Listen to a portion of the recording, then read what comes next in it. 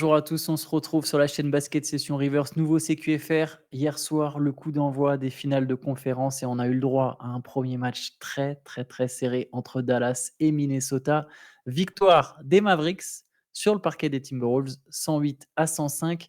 Un match Shai, où aucune des deux équipes n'a compté plus de 9 points d'avance. Un match disputé, engagé jusqu'au bout. C'est peut-être, ça c'est dans la lignée de ce qu'on espérait pour cette série. Voilà, on espère une série serrée, très disputée, très intense et c'est exactement ce qu'on a eu sur ce premier match. C'est ça, un premier match très disputé comme tu l'as dit. Je pense que tout s'est joué sur la maîtrise sur le sang-froid et l'expérience en fin de match parce que les Mavs ont, à mon sens, vraiment fait la différence là, ils ont mieux géré, à la fois leurs émotions, à la fois leur basket et j'ai bien aimé ce premier match. Il est conforme, comme tu as dit, à ce qu'on attendait. C'est très intense. Je dis pas que c'est on a souvent fait le distinguo entre l'Est et l'Ouest en termes de niveau de jeu, d'intensité, tout ça. C'était conforme à ce qu'on attendait. Ça se entre guillemets, «ça se bagarrait» dans le bon sens du terme, hein. On a vu quand même des bonnes défenses. Ce qui m'a surpris un peu, c'est que je m'attendais pas à ce que Dallas domine autant, à l'intérieur. Ils ont vraiment, ils ont insisté sur ce point-là. 62 points à 38 dans la raquette, quand on sait qu'en face, ça a été le aussi le secteur fort, lors de la précédente série.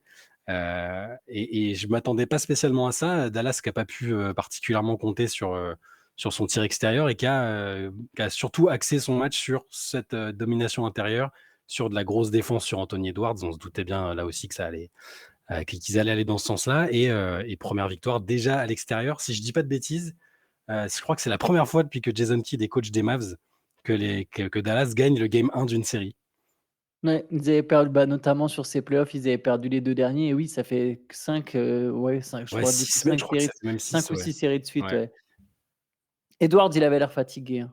Mmh. Anthony Edwards, il avait l'air fatigué. Alors, on sait qu'il y a eu une série très éprouvante, mais surtout, il y a une donnée importante pour Anthony Edwards, c'est le fait que sur cette série, il se retrouve à défendre, 48 minutes Mmh mh. sur Kyrie Irving. C'est pas On sait que Kyrie et Luka ont fait des gros progrès en défense.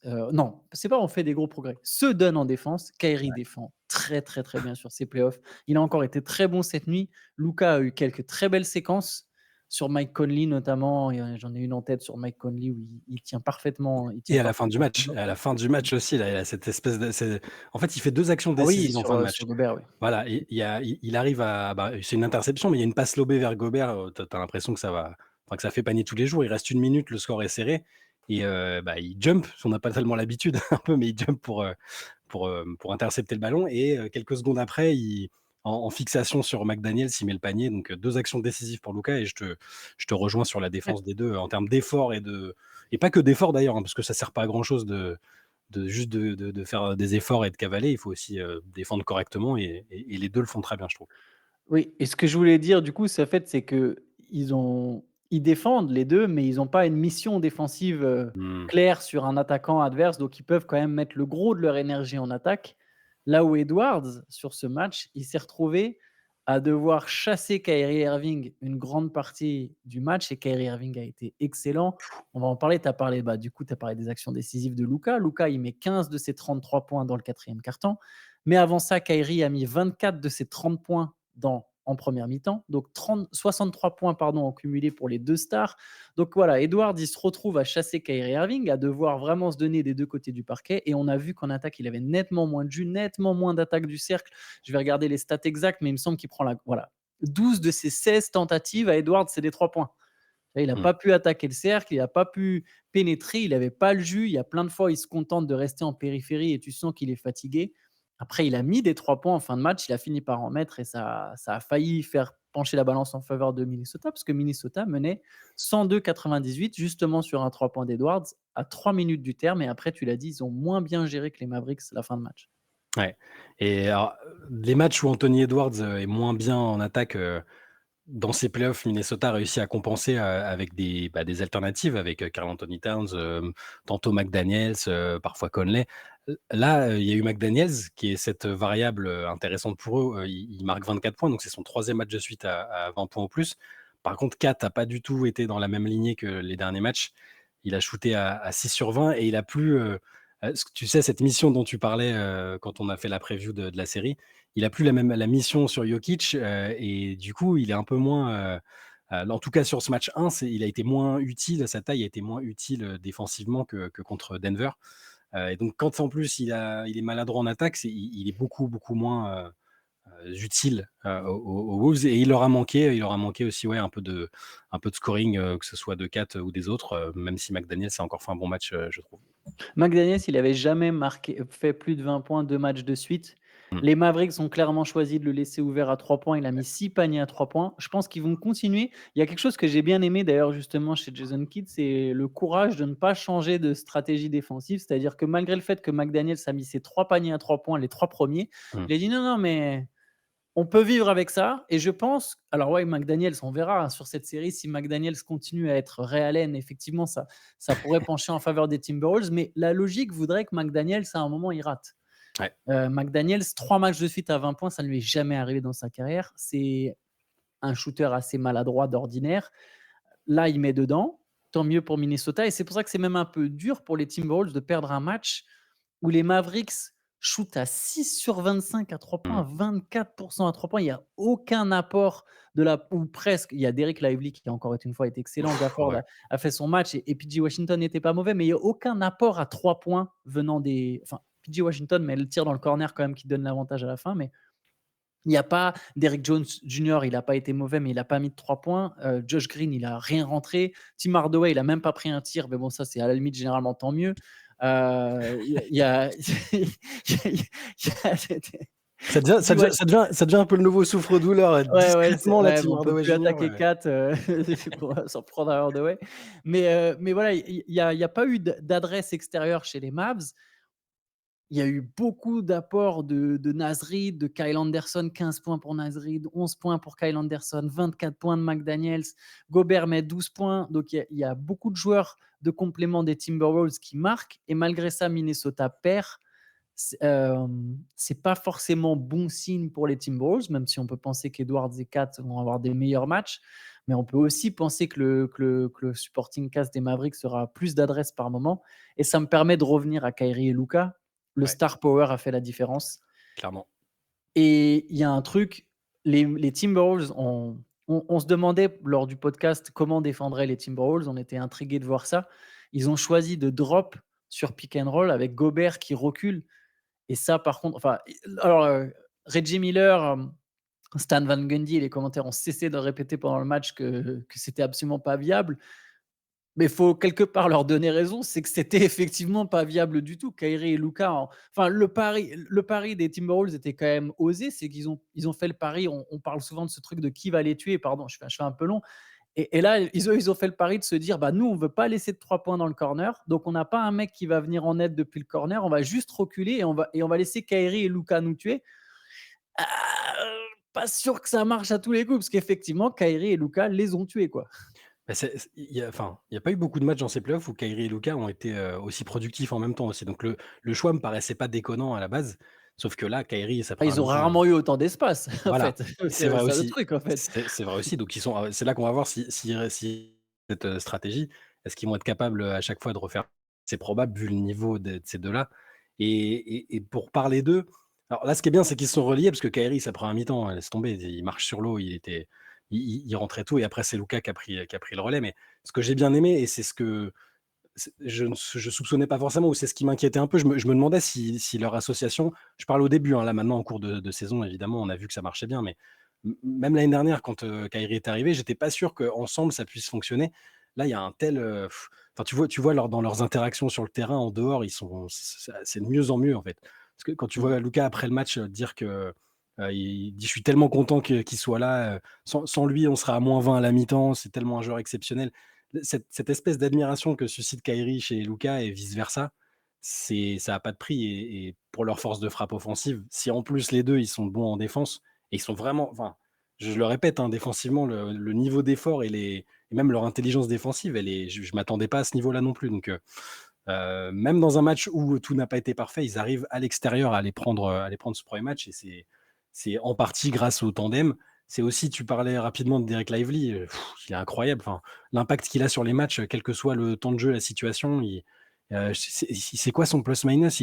Donc il Il a sort du encore un banc. excellent plus-minus, je crois que c'est +19 ou un truc comme Ouais, ça, enfin, tu vois, plus un match 19, voilà, un match 9 gagné points, de 11 3 points, rebonds et il a pas raté un tir. Et c'est un lui qui un finit le match à la place de ouais, Gafford, hein. voilà, un match gagné de 3 points et le mec il a +19. Donc c'est que, Ouais.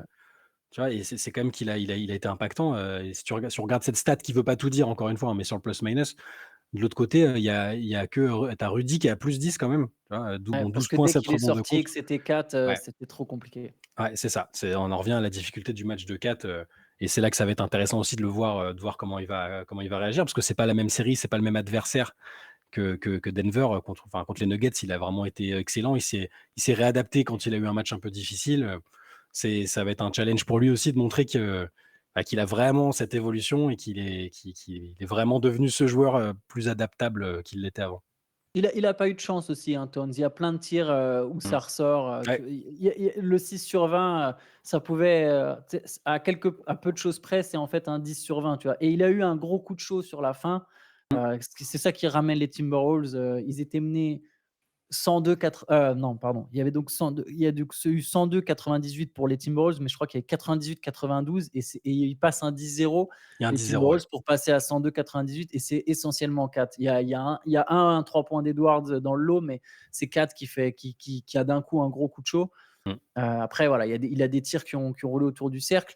Lively, il y a un truc, c'est qu'à la fin, les Timberwolves ont fini par changer leur stratégie et par commencer à doubler sur les pick and roll sur Luka et Kyrie. Donc, ils ont attendu la fin du match pour le faire. Et là, il fallait lâcher la balle, du coup, de la part de Luka et Kyrie. Et je pense que là, Lively est beaucoup plus intéressant que Gafford parce que c'est un meilleur passeur et c'est un Mmh. meilleur finisseur au-delà du dunk. Donc, en gros, quand il se retrouve dans cette situation où le pivot va récupérer la balle en tête de raquette parce que Doncic a été obligé de lâcher la balle suite au pick and roll, il a une meilleure lecture, je trouve, ou une meilleure capacité de finition. Et Ouais. c'est ce qui fait qu'il est plus intéressant que Gafford. Et je pense que c'est pour ça que Jason Kidd l'a fait jouer à la fin. Et juste, je vais revenir sur Kyrie. Moi, comme toi, j'avoue que quand il y a eu ce trade, je ne pensais pas que ça allait avoir cette entente. Longtemps, j'étais même à me demander comment Doncic il va réagir avec une autre Mmh. star. On se posait cette question. Mais en fait, Kyrie, il est extraordinaire dans cette équipe des Mavericks, Kyrie Irving. Franchement, c'est d'une série à l'autre, d'un match à l'autre, d'une mi-temps à l'autre, d'un quart-temps à l'autre, il va comprendre quel est son rôle. Là, il a vu, la pression est vachement. Ils ont McDaniels sur Luka Doncic. McDaniels, des fois, il prenait Doncic à 25 mètres du cercle, tu vois, il le prenait dès la sortie du parking.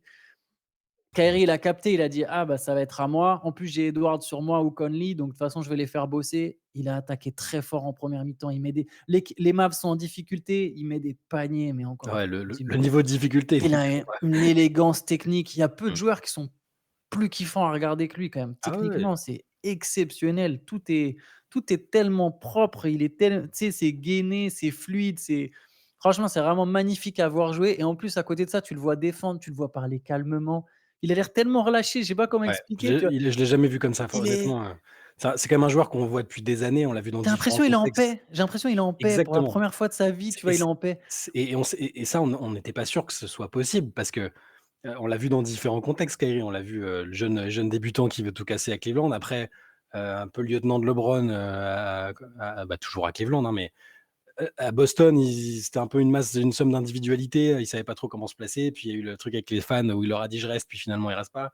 À Brooklyn, bon, bah, voilà, c'était une période très, très particulière, pour tout le monde et bon lui, voilà, bon, il a géré comme il a géré et là, c'est la première fois que moi je sais que alors c'est peut-être un tort, hein, mais j'aime bien aussi juger par rapport à ce que je vois en dehors des terrains, vu que c'est des mecs qui sont interviewés, tout le Mmh. temps après les matchs et c'est vrai que la manière dont il répond aux questions, cet apaisement qui se dégage de lui, c'est fou et j'en reviens à la relation qu'il a avec Luka, enfin, tu te rends compte le niveau quoi, 2 joueurs comme ça qui arrivent de ce niveau-là, qui arrivent à s'entendre et qui sont pas dans une lutte d'ego, qui sont pas, où il y en a pas un qui veut tirer la couverture à lui, ça a pas de prix et c'est le meilleur atout des Mavs, hein, finalement et autour, autour ça quand ça se goupille bien comme ça, c'est formidable.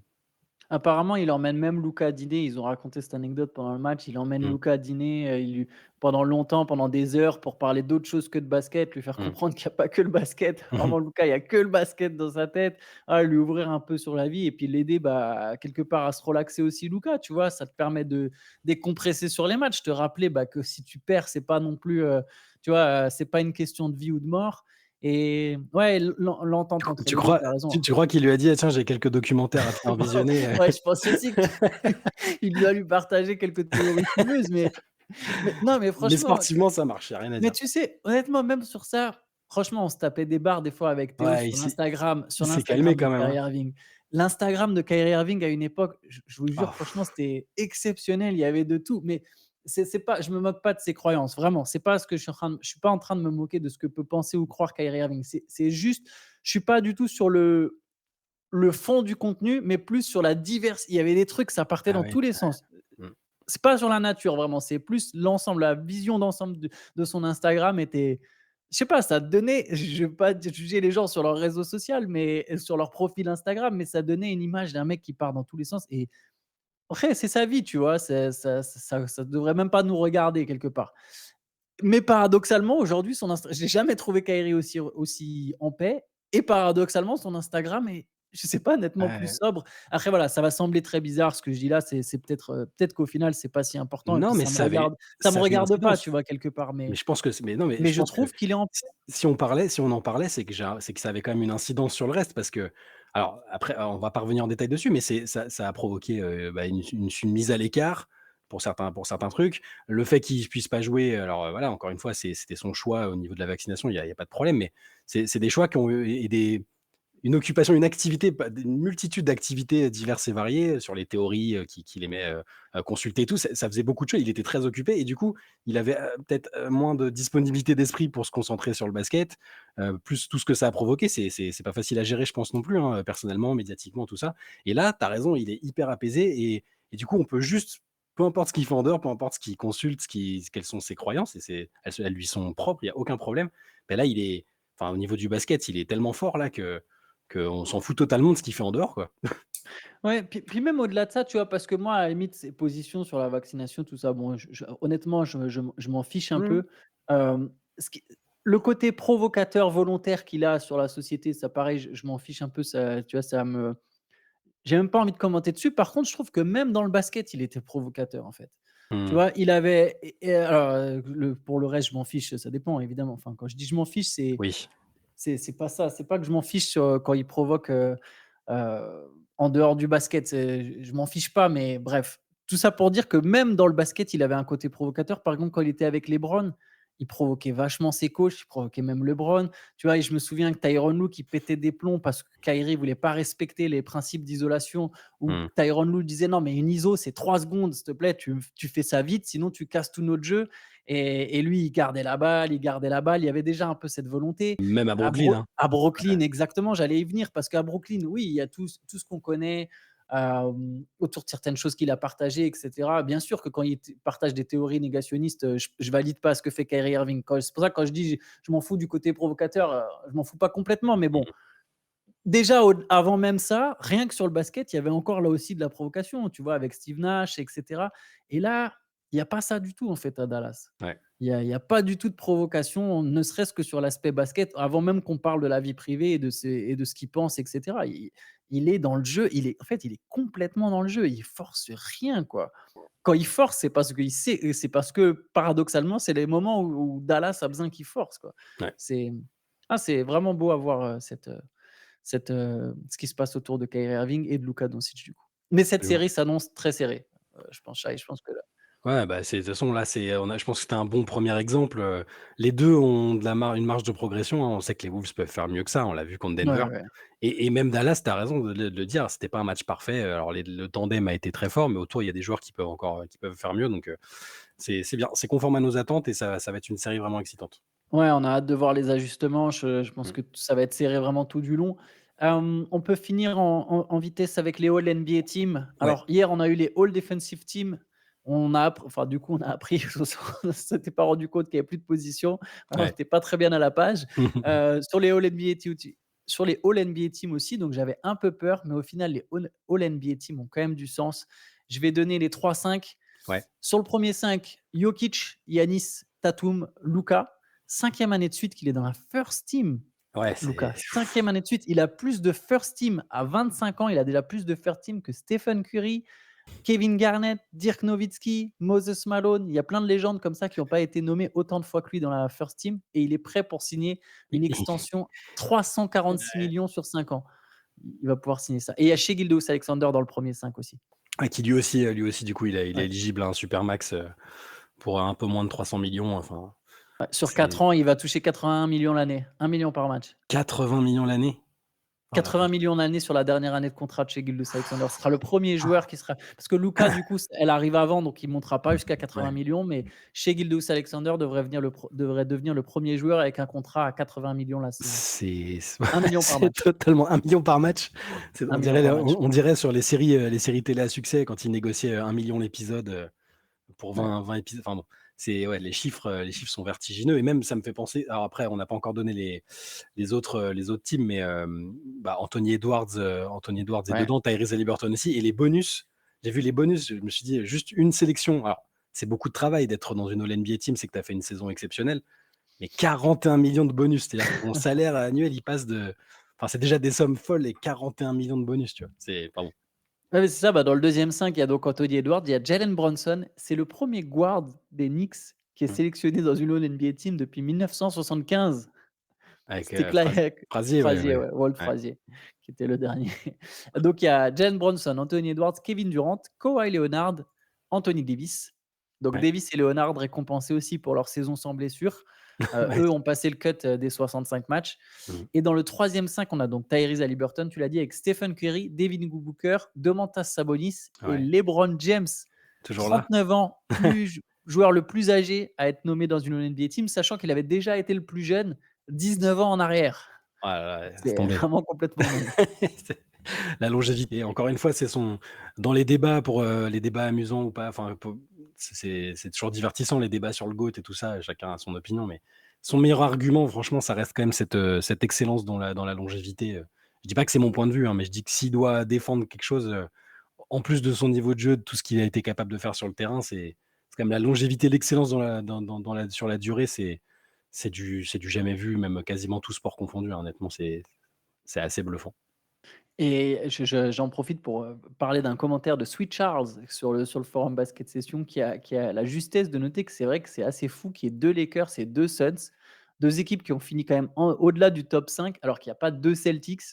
Bon Ouais. alors Porzingis, je pense, n'était pas éligible de toute façon. Non, il a passé le Et je match, ouais. sais et je sais pas s'il aurait pu. Il y a pas 2 Thunder, c'était difficile d'aller chercher un deuxième du Thunder. Il y a pas 2 joueurs des Timberwolves. C'est vrai que Kat ou Rudy Gobert, Kat, Mmh. il a joué assez? Oui, Kat, il a dû jouer assez, Oui, je je pense. pense. Oui, oui.